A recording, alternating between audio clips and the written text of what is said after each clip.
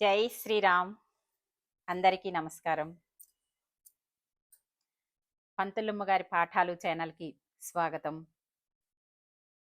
ఈరోజు మనము కాకుత్స శేషప్ప కవి గారు రచించినటువంటి నరసింహ శతకంలోని ఒక పద్యాన్ని తెలుసుకుందాం.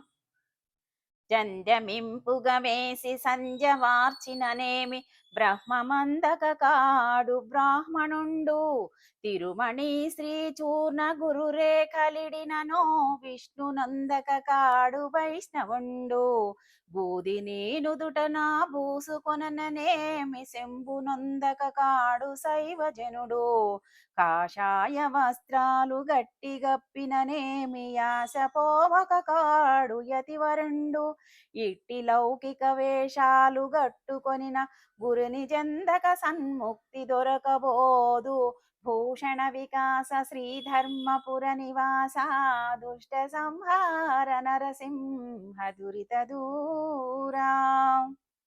ఇప్పుడు ఈ పద్యం యొక్క భావాన్ని తెలుసుకుందాం.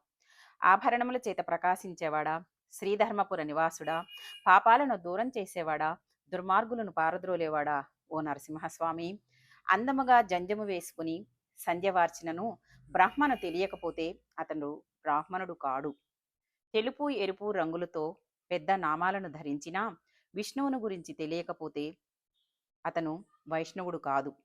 లలాటమున విభూది పూసుకున్నను శివుని తెలియని నేరనివాడు, శివుని గురించి తెలియనివాడు శైవుడు కాడు. కాషాయ వస్త్రాలు కట్టుకున్నను ఆశలొడగనివాడు సన్యాసి కాడు.